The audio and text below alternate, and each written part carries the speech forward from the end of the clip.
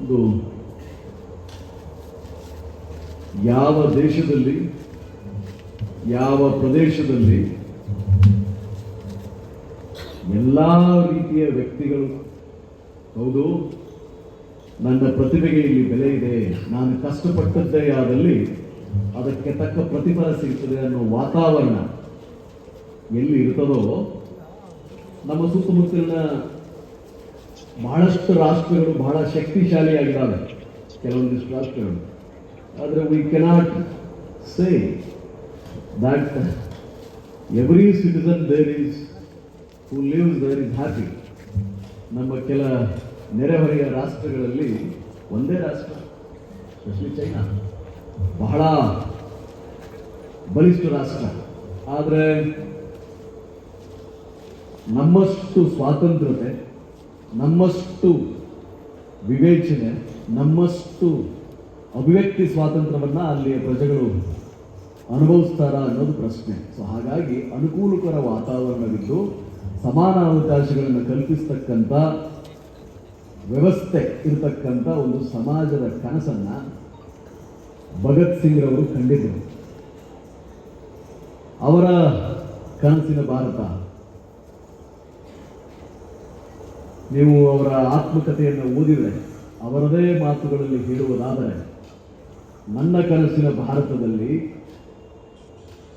ಯಾವ ಮಗುವೂ ಕೂಡ ಅಪೌಷ್ಟಿಕತೆಯಿಂದ ಸಾಯಬಾರದು.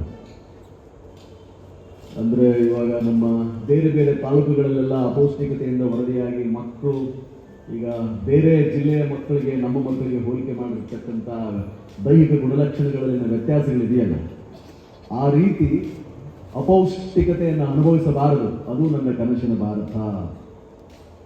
ನನ್ನ ಕನಸಿನ ಭಾರತದಲ್ಲಿ ಯಾವ ಯಾವ ವಿದ್ಯಾರ್ಥಿ ಯಾವ ಯಾವ ಶಿಕ್ಷಣವನ್ನು ಪಡೆಯಬೇಕು ಅಂತ ಬಯಸ್ತಾನೋ ಆ ಎಲ್ಲ ಶಿಕ್ಷಣವನ್ನು ಪಡೆಯಲಿಕ್ಕೆ ಸಮಾನ ಅವಕಾಶಗಳನ್ನು ಕಲ್ಪಿಸಬೇಕು. ಅದು ನನ್ನ ಕನಸಿನ ಭಾರತ. ನನ್ನ ಕನಸಿನ ಭಾರತದಲ್ಲಿ ಅಂದರೆ ಸಮಾನ ಶಿಕ್ಷಣ ಅಂದರೆ ಏನು, ಸಮಾನ ಅವಕಾಶಗಳಂದ್ರೇನು? If somebody wants to become a doctor, NEET exam pass ಆಗಿರುತ್ತೆ, ಗೌರ್ಮೆಂಟ್ ಸೀಟ್ಗಳಿಗೆ ಫೀಸ್ ಕಟ್ಟಲಿಕ್ಕೆ ಹಣ ಇಲ್ಲದೆ ಹೋದರೆ ಅವನು ಕಂಪ್ಯೂಟರ್ ಸೈನ್ಸ್ ಮಾಡಬೇಕು ಅಂತಾನೆ, IITIIMಗೆ ಹೋಗಬೇಕು ಅಂತಾನೆ, ಯಾವುದೋ ಒಂದು ಪ್ರತಿಷ್ಠಿತ ಸಂಸ್ಥೆಯಲ್ಲಿ ಶಿಕ್ಷಣ ಪಡೆಯಬೇಕು ಅಂತಾನೆ. ಆದರೆ ಅವನ ಅನುಕೂಲಕರವಲ್ಲದ ಪರಿಸ್ಥಿತಿ, his background, his parents, his affordability, that decides. ಆ ರೀತಿ ಇರಕೂಡದು. ಯಾರಿಗೆ ಯಾವ ಶಿಕ್ಷಣ ಬೇಕೋ ಆ ಶಿಕ್ಷಣವನ್ನು ಪಡೆಯಲಿಕ್ಕೆ ಸಮಾನ ಅವಕಾಶಗಳಿರಬೇಕು. ಅದು ನನ್ನ ಕನಸಿನ ಭಾರತ. ನನ್ನ ಕನಸಿನ ಭಾರತದಲ್ಲಿ ಇಂಥ ಶಿಕ್ಷಣವನ್ನು ಪಡೆದಿರ್ತಕ್ಕಂಥ ವ್ಯಕ್ತಿ ಊರಿಂದ ಊರಿಗೆ, ಕಚೇರಿಯಿಂದ ಕಚೇರಿಗೆ ಉದ್ಯೋಗಕ್ಕಾಗಿ ಅಲಿಯಬಾರದು. 100 ಖಾಲಿ ಹುದ್ದೆಗಳಿದ್ದರೆ ಲಕ್ಷ ಅಪ್ಲಿಕೇಶನ್ ರಿಸೀವ್ ಆಯ್ತದೆ. ಅದು ಒಳ್ಳೆಯ ಬೆಳವಣಿಗೆ ಅಲ್ಲ. ಪೊಲೀಸ್ ಕಾನ್ಸ್ಟೇಬಲ್, ವಿಲೇಜ್ ಅಕೌಂಟೆಂಟ್ಗೆ PhD ಮಾಡಿದವರು, BE ಮಾಡಿದವರು, MTech ಮಾಡಿದವರು ಅಪ್ಲಿಕೇಶನ್ ಹಾಕಿ ಬರ್ತಾರೆ. ಅದು ಒಳ್ಳೆಯ ಬೆಳವಣಿಗೆ ಅಲ್ಲ. ಪ್ರತಿಭೆಯನ್ನು ಆಧರಿಸಿ ನನ್ನ ಕನಸಿನ ಭಾರತದಲ್ಲಿ ಅವರ ಪ್ರತಿಭೆಗೆ ಅರ್ಹತೆಗೆ ತಕ್ಕಂಥ ಉದ್ಯೋಗಗಳು ಸಿಗಬೇಕು. ಅದು ನನ್ನ ಕನಸಿನ ಭಾರತ. ನನ್ನ ಕನಸಿನ ಭಾರತದಲ್ಲಿ ಯಾವುದೇ ವೃತ್ತಿ ಶ್ರೇಷ್ಠ ಕನಿಷ್ಠ ಅಂತ ಬಿಂಬಿಸಬಾರದು. ಒಬ್ಬ ಕೂಲಿ ಕಾರ್ಮಿಕ,